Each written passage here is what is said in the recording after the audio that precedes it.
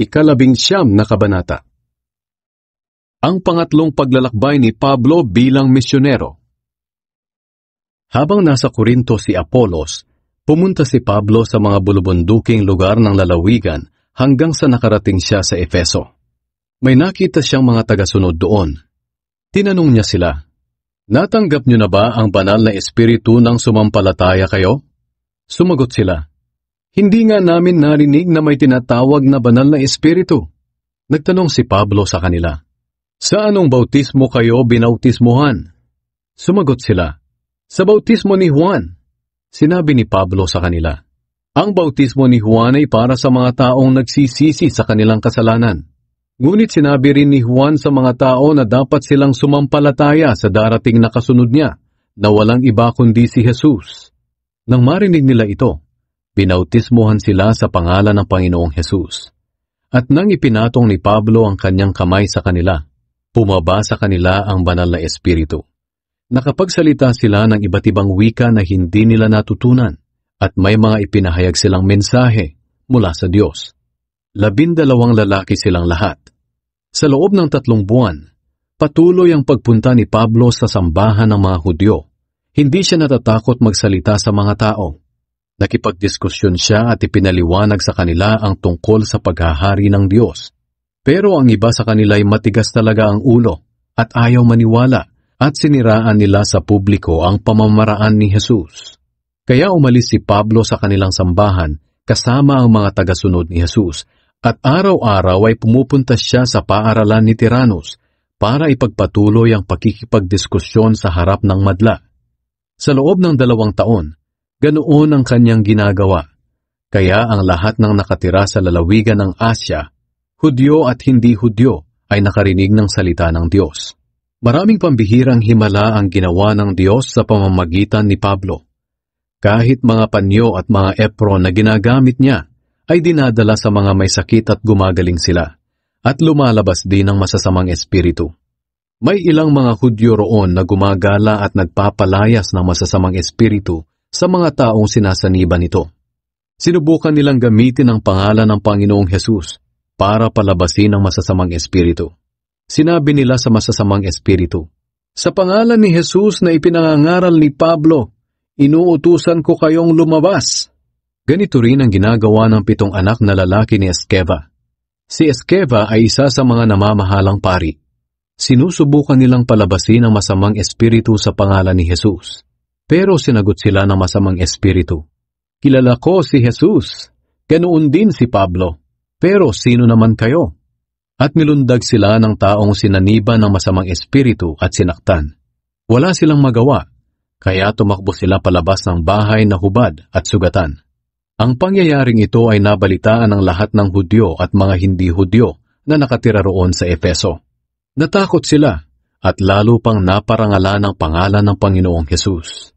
Marami sa mga sumasampalataya ang lumapit at nagtapat ng kanilang masasamang gawain. At marami ring mga salamangkero ang nagdala ng kanilang aklat at sinunog nila mismo ang mga ito sa harap ng lahat. Ang halaga ng mga aklat na sinunog ay umabot ng ilang milyon. Dahil sa pangyayaring ito, lalo pang lumaganap ang kapangyarihan ng salita ng Diyos. Ang kaguluhan sa Efeso. Pagkatapos ng mga pangyayaring iyon, nagpasya si Pablo na dumaan muna sa Macedonia at sa Akaya bago pumunta sa Jerusalem. At ayon sa kanya, kailangan din niyang puntahan ng Roma pagkagaling sa Jerusalem.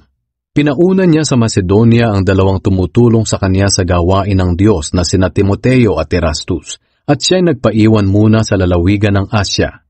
Nang panahon ding iyon, nagkaroon ng malaking kaguluhan sa Efeso dahil ayaw pumayag ng iba na magturo ang mga mananampalataya tungkol sa pamamaraan ni Jesus. May isang platero roon na nagngangalang Demetrius. Gumagawa siya at ang kanyang mga tauhan ng maliliit na templong yari sa pilak na iginaya sa templo ni Artemis na kanilang diyosa, at ito'y pinagkakakitaan nila ng malaki.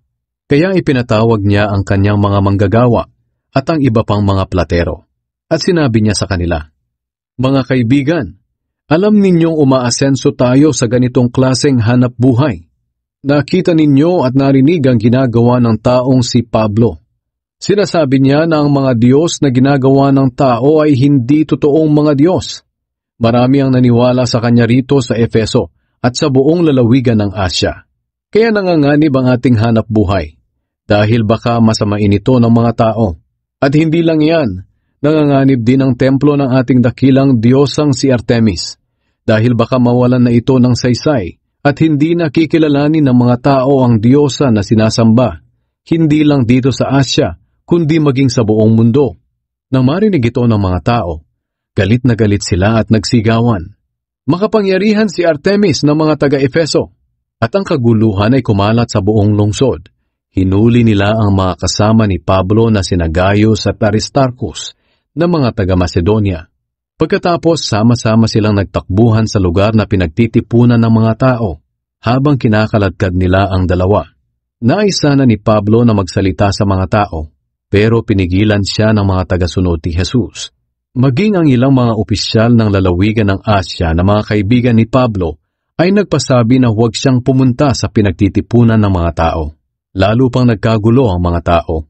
Iba't iba ang kanilang mga isinisigaw dahil hindi alam ng karamihan kung bakit sila naroon. May isang tao roon na ang pangalan ay Alexander. Itinulak siya ng mga Hudyo sa unahan para magpaliwanag na silang mga Hudyo ay walang kinalaman sa mga ginagawa ni na Pablo. Sinenyasan niya ang mga tao na tumahimik. Nang malaman ng mga tao na isa siyang Hudyo, sumigaw silang lahat. Makapangyarihan si Artemis ng mga taga-Efeso! 2 oras nilang isinisigaw ang ganoon. Nang bandang huli, napatahimik din sila ng namumuno sa lungsod. Sinabi niya sa kanila, mga kababayang taga-Efeso, alam ng lahat ng tao na tayong mga taga-Efeso ang siyang tagapag-ingat ng templo ni Artemis na makapangyarihan at ng sagradong bato na nahulog mula sa langit. Hindi ito maikakaila ni numan. Kaya huminahon kayo at huwag kayong pabigla-bigla.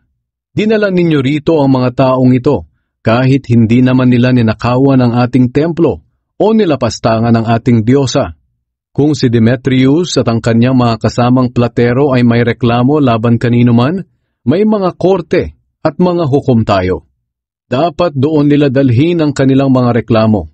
Pero kung may iba pa kayong reklamo, iyan ay kinakailangang ayusin sa opisyal na pagtitipon ng taong bayan.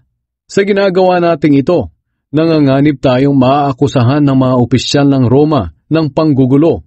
Wala tayong maibibigay na dahilan kung bakit natin ginagawa ito. Pagkatapos niyang magsalita, pinauwi niya ang mga tao.